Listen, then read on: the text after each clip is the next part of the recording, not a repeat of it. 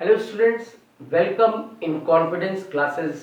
Myself Rohit Gupta और बच्चों इस समय मैं आपको मैनेज करा रहा हूँ क्लास 11 के लिए बिजनेस स्टडी और मैंने आपको इस समय फर्स्ट चैप्टर स्टार्ट कर रखा है nature and purpose of business. और इस फर्स्ट चैप्टर में आज हम लोग बात करेंगे अपने सेकंड सेक्शन की and that is a business concept. बच्चों इस सेगमेंट में मैं आपसे बात करूंगा ह्यूमन एक्टिविटीज की। हम और आप जो भी एक्टिविटीज करते हैं दैट्स कॉल्ड ह्यूमन एक्टिविटीज। और सोच के देखिए हमारे जो भी एक्टिविटीज होते हैं उनका मेनली दो मोटिव होता है।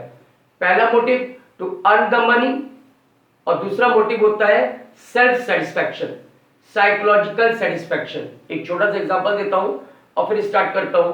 सपोज करो बच्चों मैं आपको यहां पर इस समय टीचिंग कर रहा हूं, तो मैं यहां पर जो आपको टीचिंग दे रहा हूं उसका मेन मोटिव क्या है? To earn the money. और फिर अगर मैं आपसे कहूं कि मैं अपने घर गया और अपने बच्चे को भी मैं डेली 1 आवर स्टडी कराता हूं, टीचिंग कराता हूं, तो वो बच्चे को जो मैं टीचिंग दे रहा हूं क्या मैं उससे पैसे ले रहा हूं? नहीं सर, वो आप कह सकते हो मेरी एक लायबिलिटी है। एज अ फादर मैं अपने बेटे को ट्रीट कर रहा हूं, ठीक है ना? तो हम उसे कहेंगे साइकोलॉजिकल सेटिस्फैक्शन, सेल्फ सेटिस्फैक्शन। तो अपने जो भी एक्टिविटीज होती है हम लोग उससे दो कैटेगरी में बांट सकते हैं। एक वो जो आपने मनी अर्न करने के ऑब्जेक्ट से कर रखी है दैट इज इकोनॉमिक एक्टिविटी, और एक एक्टिविटी वो जिसका मोटिव होता है self satisfaction that is a non economic activity. अब आइए इधर, all human beings wherever they are required to perform some or other activity to satisfy their needs, the pursue different occupation to earn a livelihood and to get some psychological satisfaction।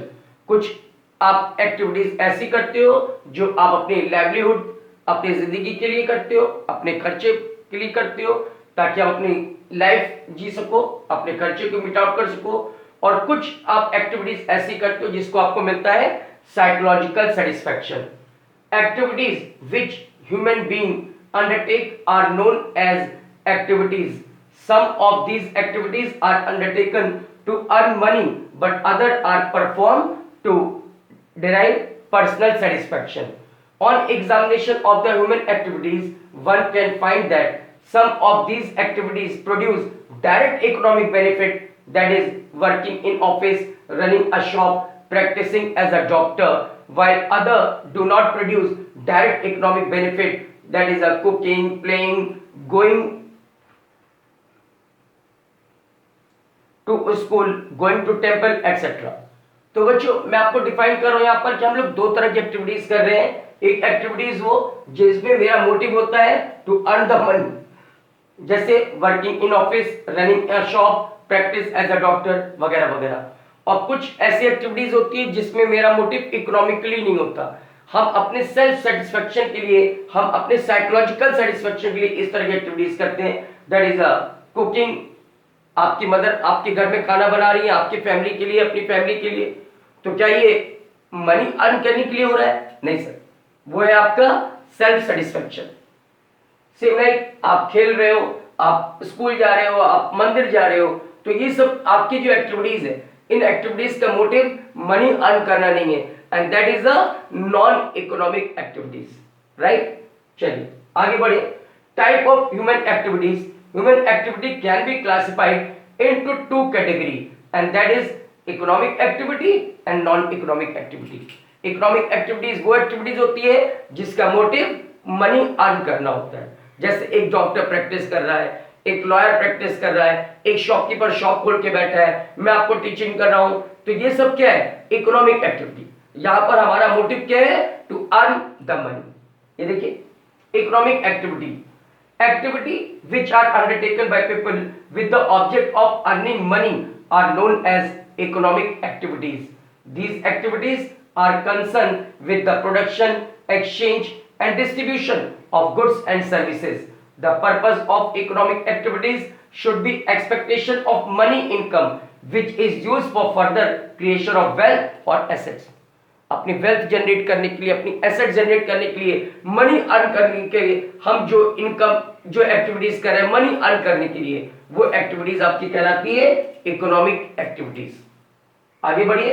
Example of economic activities: production of goods in a factory, distribution of goods by wholesaler or retailer, working in a factory, practicing as a doctor, lawyer, working as a teacher in a school, etc.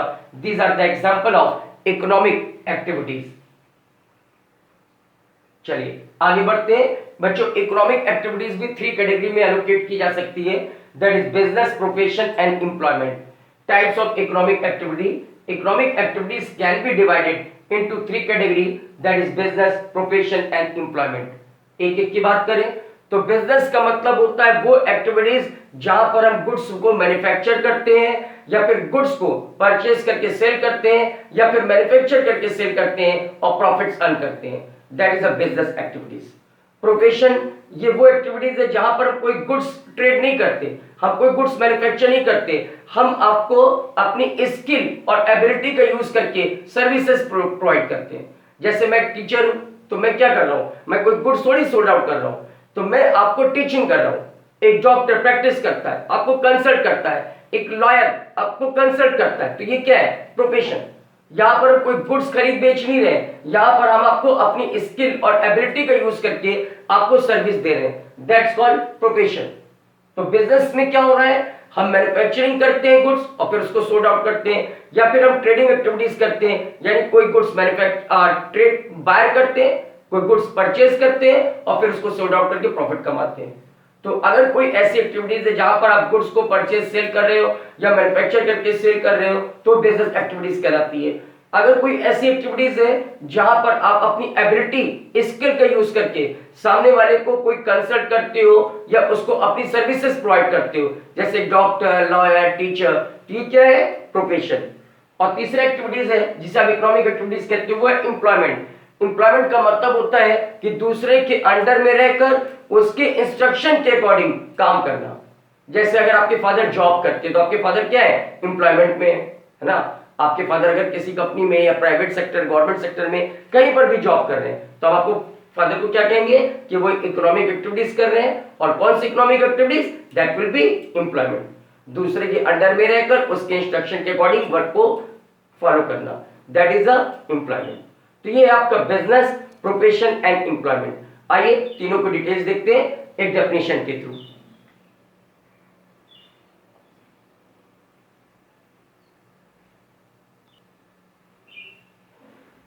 Okay बच्चों, business मैंने आपको define किया है, business refer to those economic activities which are connected with the production, purchase or sale or distribution of goods or services with the main objective of earning profit. Example: fishing, mining, farming, manufacturing, wholesale, etc. आगे बढ़िए। Profession, profession refer to the activities which require special knowledge and skill to be applied by an individual in his work to earn a living. These activities are subject to guideline or code of conduct laid down by the professional body. The people who are engaged in the profession are known as professional. For example, lawyer as a professional engaged in the legal profession governed by the Bar Council of India. Doctor are professional who are in the medical profession and are governed by the Medical Council of India. तो बच्चे जो लोग profession में होते हैं वो जिस profession में होते हैं उस प्रोफेशन के जो हेड होते हैं उसके हेड के रूल्स और रेगुलेशन को फॉलो करते हैं। जैसे आप एक लॉयर हो तो आप बार काउंसिल के मेंबर हो और बार काउंसिल ने जो भी रूल्स रेगुलेशन बना रखे हैं आप उनको फॉलो करेंगे। अब अगर एक डॉक्टर हो तो मेडिकल काउंसिल ऑफ इंडिया के मेंबर हो और आपको मेडिकल काउंसिल ऑफ इंडिया के जो भी गवर्नेंस या रूल्स होंगे उसको स्ट्रिक्टली फॉलो करने पड़ते हैं। तो ये है प्रोफेशन, ठीक है। तीसरा मैंने आपको डिफाइन किया था employment. Employment refer to an activity in which an individual work regularly for another person and get remunerated in return. Those who are employed by others are known as employees. The person who engage other to work regularly for them are known as employers. The remuneration paid by employer to employee is known as salary और wages. Example of employment, working in office, bank, insurance company, shop as a manager, clerk, peon, salesman etcetera. तो employment का मतलब है कि दूसरे के under में रहकर उसके इंस्ट्रक्शन के अकॉर्डिंग काम करना। जो आप एम्प्लॉयमेंट की बात करते हो तो इसमें आपको दो पार्टी दिखती है, एक वो जो आपको अपने अंडर में रखेगा, हम लोग इसे कहेंगे एम्प्लॉयर, और दूसरा वो जो उसके अंडर में रहकर काम कर रहा है, हम लोग इसे बोलेंगे एम्प्लॉय। और एम्प्लॉयर एम्प्लॉय को उसकी सर्विसेज के बदले जो अमाउंट पे करता है हम लोग उसे बोलते हैं सैलरी या वेजेस। तो इस तरह से बच्चों ये है आपकी तीन इकोनॉमिक एक्टिविटी, बिजनेस, प्रोफेशन और एम्प्लॉयमेंट। अगर हम इन तीनों को कंपेयर करें, बिजनेस, प्रोफेशन और एम्प्लॉयमेंट को, तो आइए बात करेंगे distinctions between business, profession and employment की। बट उसके पहले आपको मैं एक रफ आइडिया दे दूं इन तीनों में बेसिक डिफरेंस क्या है, और फिर देखते हैं इसके अंदर क्या मेंशन है। बच्चों, बिजनेस, प्रोफेशन और एम्प्लॉयमेंट में कुछ बेसिक डिफरेंस समझिएगा। पहला डिफरेंस, बिजनेस में रिस्क सबसे ज्यादा होता है। अगर हम रिस्क के पॉइंट ऑफ व्यू से बात करें तो बिजनेस में रिस्क बहुत होता है। आपने क्रेडिट पर गुड्स परचेज किया है, फिर आपने क्रेडिट पर उस गुड्स को सोल्ड आउट किया, जिन लोगों को आपने गुड्स सोल्ड आउट किया उनसे पेमेंट लेना है, हो सकता है आपकी कुछ रकम उसमें डूब जाए। आपने जो गुड्स परचेज किया है वो हो सकता है आउटडेटेड हो जाए, आउट ऑफ फैशन हो जाए और स्टॉक आपका पड़ा रह जाए। आपके बिजनेस में फायर हो जाए, थेफ्ट हो जाए, सोच के देखो कितना रिस्क है।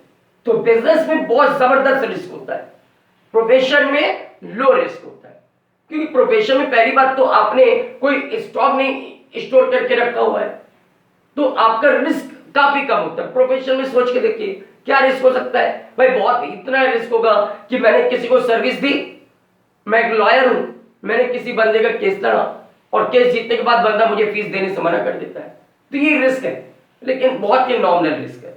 और अगर बात करें एम्प्लॉयमेंट में तो उसमें क्या है रिस्क, आप सुबह गए, शाम को वापस, कहानी खत्म। अब ऑफिस में जो भी होगा आपकी वजह से, हम तो एम्प्लॉय हैं, हमें तो काम करके सैलरी मिलनी है, ऑफिस का जो होगा होगा, हमें किस बात का रिस्क है। तो अगर हम रिस्क के पॉइंट ऑफ व्यू से देखें तो बिजनेस में हाईली रिस्क, प्रोफेशन में लो रिस्क और एम्प्लॉयमेंट में नो रिस्क। आगे बढ़े, तीनों को कंपेयर करें तो हम जो रिटर्न जनरेट करते हैं, रिटर्न, तो बिजनेस में जो रिटर्न जनरेट होता है हम लोग उसे बच्चों बोलते हैं प्रॉफिट्स। प्रोफेशन में जो रिटर्न मिलता है उसे हम लोग कहते हैं फीस। मैं कहता हूं ना सर मेरी फीस ड्यू है, तो प्रोफेशन में हम लोग को जो रिटर्न मिलता है उसे कहते हैं फीस, और एम्प्लॉयमेंट में जो रिटर्न मिलता है एम्प्लॉइज को वो उसे कहता है सैलरी या वेजेस, राइट। तीसरा डिफरेंस इन्वेस्टमेंट के पॉइंट ऑफ व्यू से सोचिएगा। बिजनेस में हैवी इन्वेस्टमेंट होता है, बिना इन्वेस्टमेंट के आप बिजनेस कर ही नहीं सकते, और वो भी मामूली इन्वेस्टमेंट नहीं, लाखों करोड़ों का इन्वेस्टमेंट होता है। जिस लेवल पर आप बिजनेस करना चाहते हो उस लेवल पर आपको कितना इन्वेस्टमेंट करना होगा वो देखना पड़ता है, बट हैवी इन्वेस्टमेंट होता है, इसमें कोई शक नहीं। प्रोफेशन में लो इन्वेस्टमेंट, सोच के देखो, मैं एक लॉयर हूं, मेरे को एक चैम्बर बनवाना है, चैम्बर बनवाया, एक room, office, table, chair, furniture, that's all. कौन सा मुझे स्टॉक भरना है लाखों करोड़ों का, तो प्रोफेशन में लो इन्वेस्टमेंट। और रही बात एम्प्लॉयमेंट की, तो एम्प्लॉयमेंट में तो नो इन्वेस्टमेंट।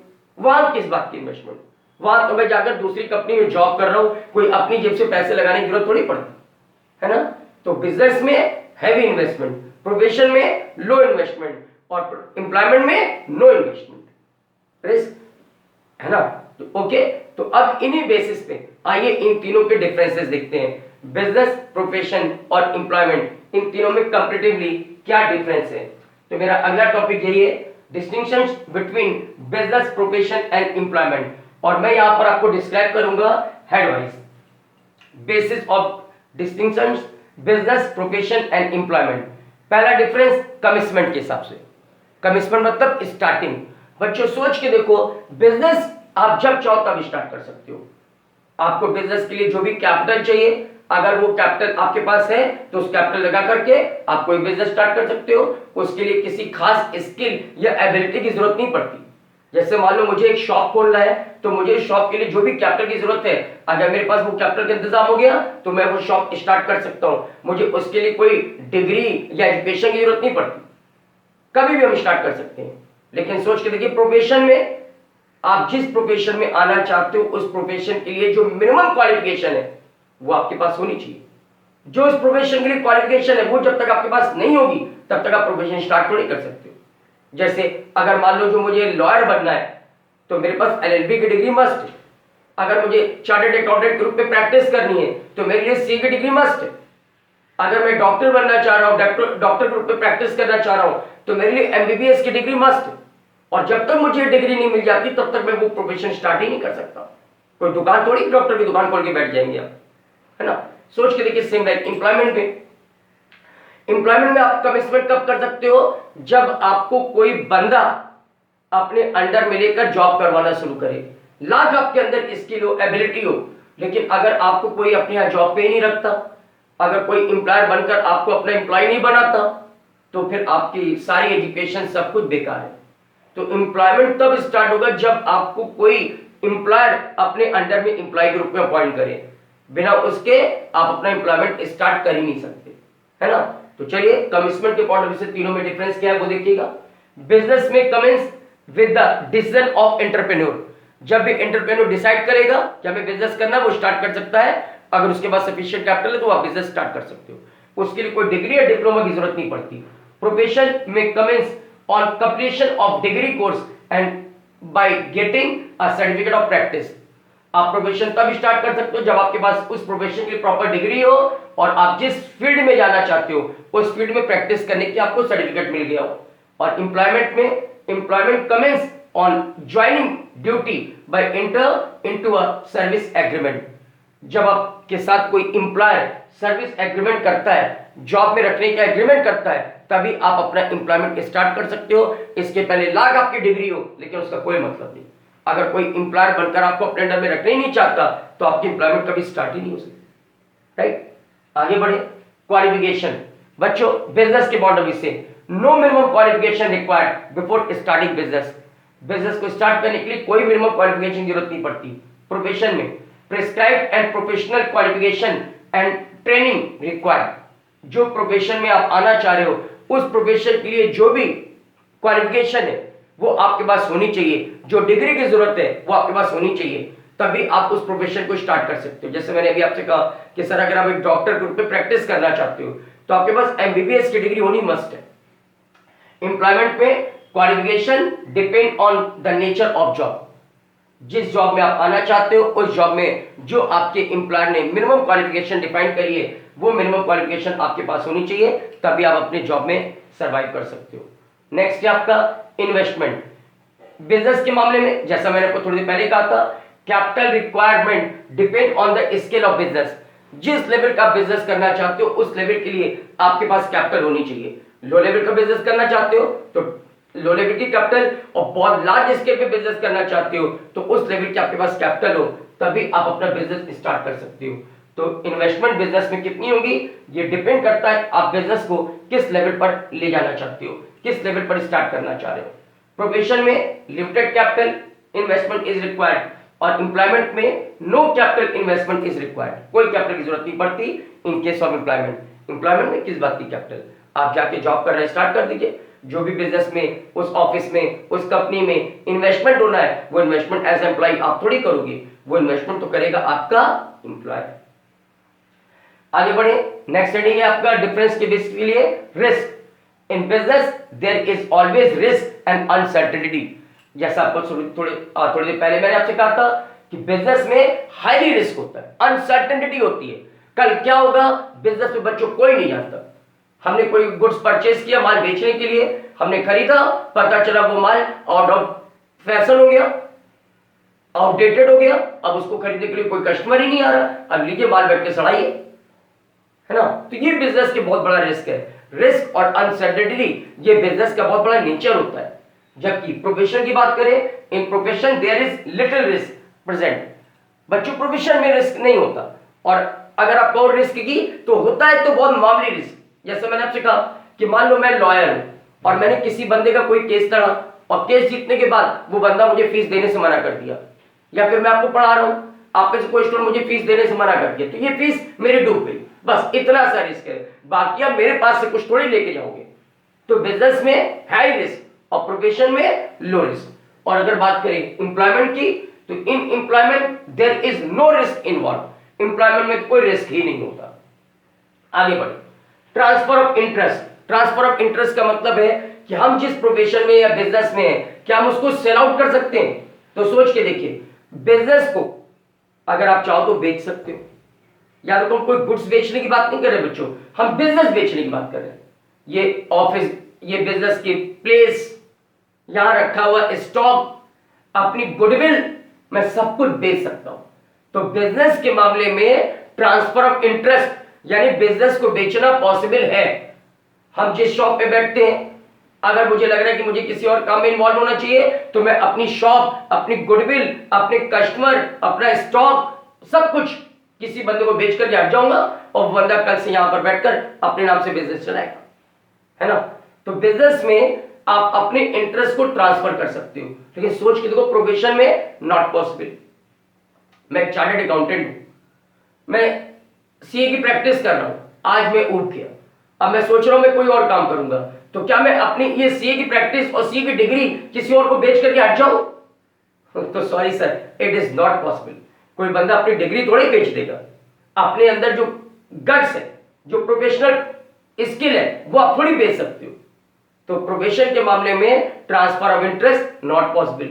और सेम लाइक एम्प्लॉयमेंट में भी, मान लीजिए मैं किसी कंपनी में जॉब कर रहा हूं और अब मैं सोच रहा हूं कि मैं इस कंपनी को छोड़कर कुछ और काम करूं, तो मैं वहां पर जहां जॉब कर रहा था, मैंने अपने एम्प्लॉयर से कहा सर मैं हट रहा हूं, इस बंदे को मेरे ब्याह पे रख लो, और उस बंदे से मैंने कहा मुझे इतना रुपया दो और मैं आपको अपनी जगह जॉब लगा देता हूं। क्या ये पॉसिबल है?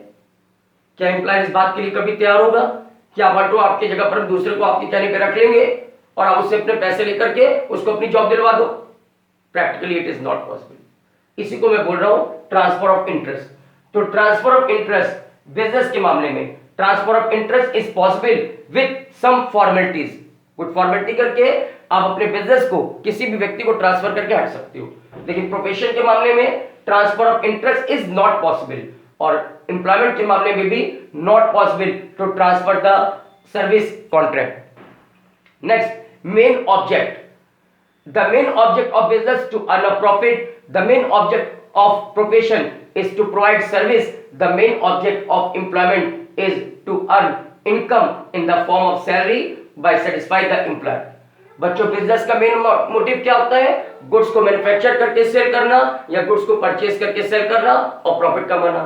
प्रोफेशन का मेन मोटिव क्या होता है? अपने क्लाइंट को सर्विस देकर के फीस अर्न करना। और एम्प्लॉयमेंट का मेन मोटिव होता है कि अपने एम्प्लॉयर के इंस्ट्रक्शन पर काम करना और उसको सेटिस्फाइड करना और उससे सैलरी और वेजेस के रूप में इनकम गेन करना। Next, code of conduct. Code of conduct का मतलब है रूल्स और रेगुलेशंस। तो बच्चों, बिजनेस के मामले में नॉर्मली कोई स्पेसिफाइड रूल्स नहीं होते, ठीक है ना। प्रोफेशन के मामले में आप जिस प्रोफेशन में हो, जैसे आप एक चार्टर्ड अकाउंटेंट हो, तो आपके ऊपर institute of chartered accountant of India के जो भी नॉर्म्स हैं, जो रूल्स हैं, वो फॉलो होंगे। अगर आप एक डॉक्टर हो तो मेडिकल काउंसिल ऑफ इंडिया के रूल्स आपके ऊपर फॉलो होंगे। अगर आप एक लॉयर हो तो बार काउंसिल के रूल्स आपके ऊपर फॉलो होंगे और आपको इन रूल्स के अकॉर्डिंग चीजें चलानी पड़ेंगी। सेम लाइक एम्प्लॉयमेंट के मामले में आपको इंस्ट्रक्शन जो एम्प्लॉयर दे रहा है और आपकी कंपनी में जो रूल्स रेगुलेशन है, आपको उसको फॉलो करने पड़ेंगे। इसे हम कहते हैं कोड ऑफ कंडक्ट, यानी रूल्स एंड रेगुलेशंस। तो इधर आइए, code of conduct. There is no prescribed code of conduct for business. Profession के मामले में code of conduct is prescribed by the professional association, और एम्प्लॉयमेंट के मामले में the terms and condition of service contract are applicable on employ.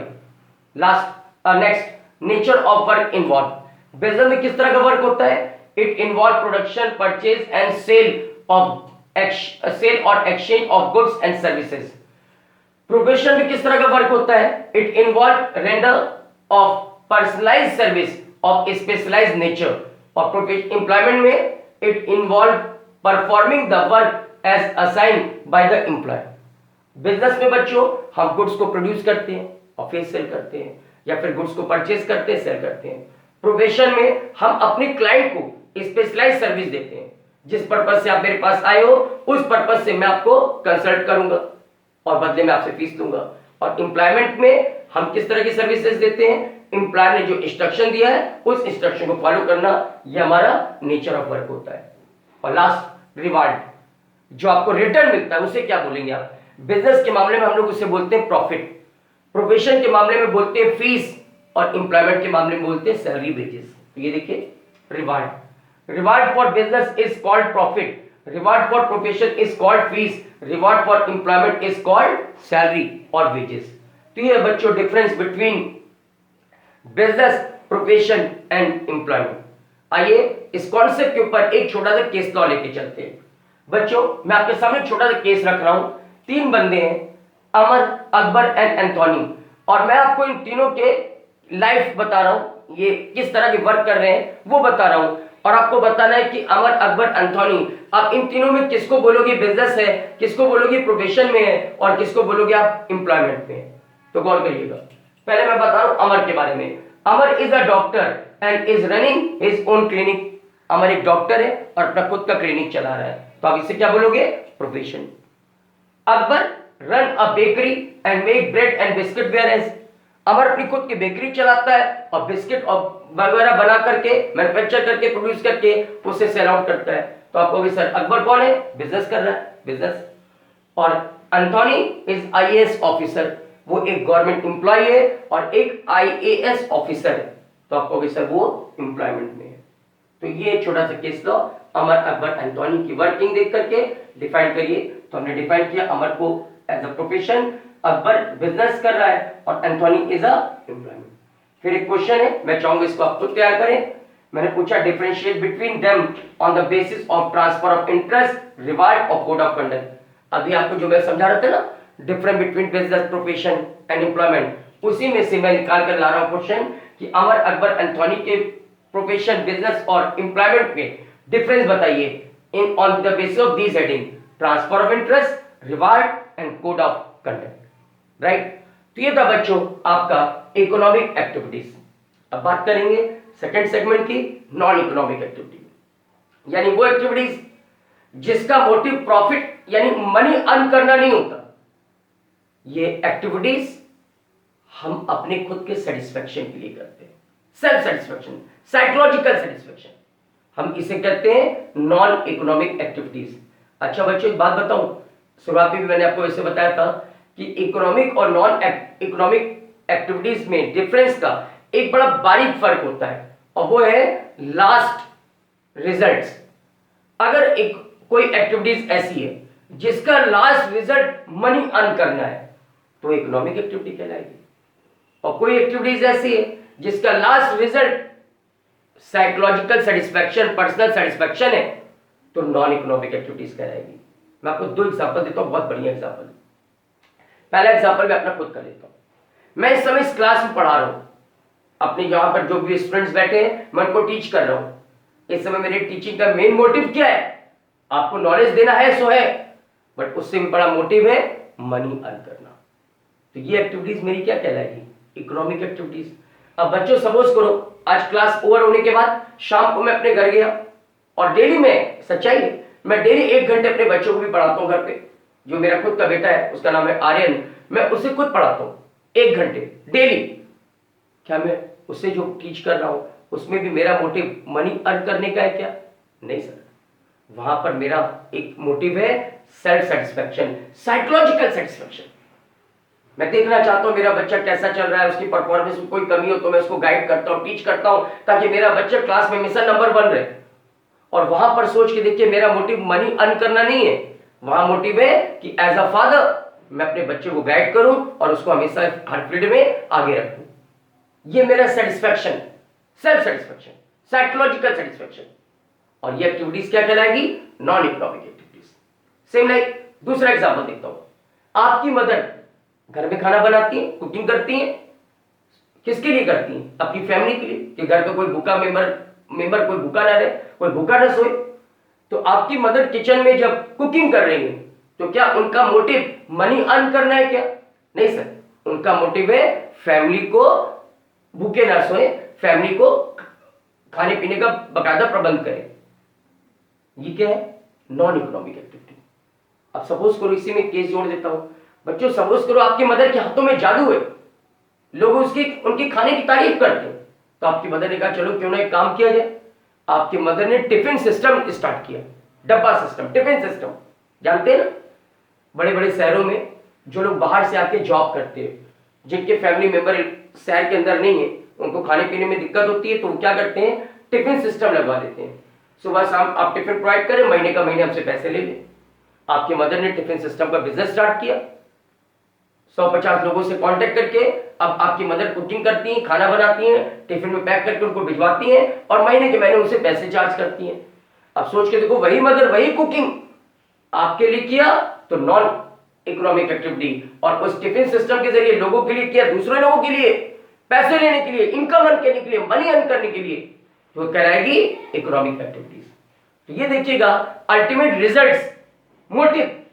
अगर आपका motive activities करने का मनी अर्न करना है तो वो इकोनॉमिक एक्टिविटी कराएगा। अगर वो मोटिव आपका मनी अर्न करना नहीं है, सेल्फ सेटिस्फेक्शन या साइकोलॉजिकल सेटिस्फेक्शन है, तो आप उसे कहोगे नॉन इकोनॉमिक एक्टिविटी।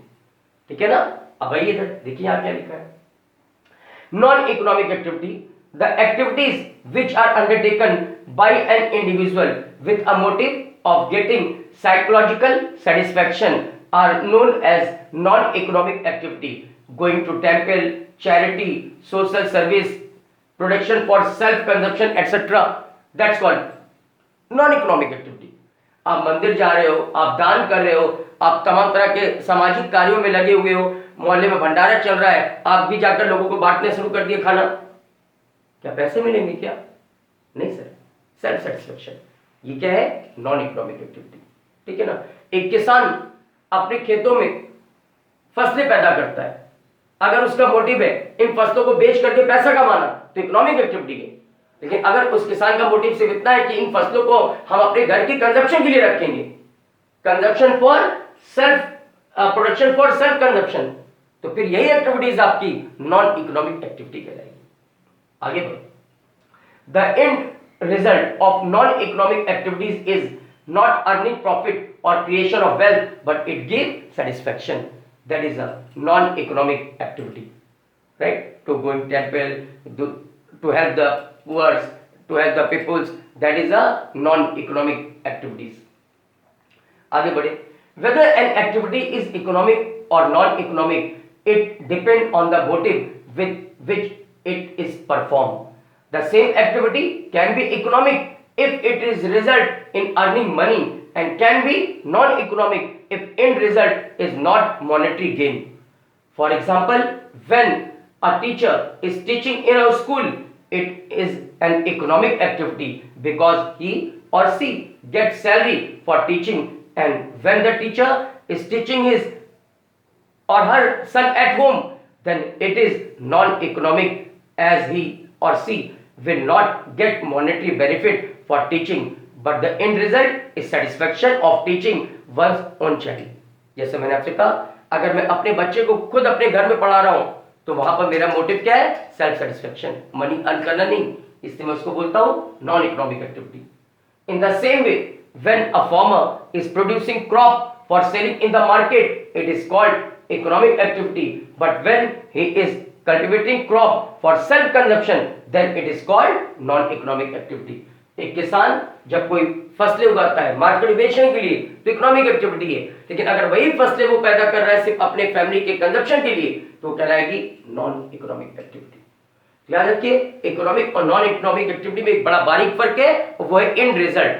अगर आपका अल्टीमेट रिजल्ट मनी अर्न करना है तो इकोनॉमिक एक्टिविटी है, अगर आपका अल्टीमेट रिजल्ट मनी अर्न करना नहीं, साइकोलॉजिकल सेटिस्फेक्शन है, तो नॉन इकोनॉमिक एक्टिविटी कहलाती है। आइए अगर हम कंपेयर करें difference between economic and non economic activity, तो दोनों में क्या डिफरेंस निकल कर आ रहा है बच्चों? देखिएगा, पहला डिफरेंस है मोटिव का। These activities are undertaken with an economic motive of earning money and creation of wealth for economic activity. Non economic activity के लिए मोटिव क्या है? These activities are undertaken with the social और psychological motive. दूसरा expectation का, money income is expected from these activities. Economic activity के लिए non economic activities का expectation, money income is not expected from these activities. फिर purpose, तीसरा difference, the purpose of these activities is creation of wealth. और non economic activity में purpose क्या होता है? The purpose of this activity is psychological satisfaction. Next, outcome, the outcome of these activities is production of goods and services. Non economic activity में the outcome of these activities is mental satisfaction of person who undertake them. और फिर last example, business, profession, employment, these are economic activities. Family oriented activities, religious, social services and patriotic activities is an example of non-economic activities. Last, human activities को मैं फिर से अगर एक final result के रूप में आपके सामने रखूं तो मैंने डिफाइन किया दो तरह की एक्टिविटीज, इकोनॉमिक और non economic activities. Economic activities में आता है बिजनेस, प्रोफेशन और एम्प्लॉयमेंट, और नॉन इकोनॉमिक एक्टिविटीज में आता है रिलीजियस वर्क करना या फिर पेरेंशियल वर्क करना या फिर social work. These are non economic activities. तो ये था बच्चों आज का lecture human activities, economic activities और नॉन इकोनॉमिक एक्टिविटीज पर। अगर आपको चीजें समझ में आई है तो बहुत बढ़िया। अगर अभी भी कोई प्रॉब्लम हो, कोई भी डाउट्स हो, कहीं भी कोई केस स्टडी आपको फंसा रही हो, तो आप मेरे सामने अपनी प्रॉब्लम लेकर आइए। आपके जो भी डाउट्स होंगे मैं उन्हें और बेहतर समझाने की कोशिश करूंगा। बट फिलहाल अभी के लिए इतना ही। Thank you, that's all and have a nice day.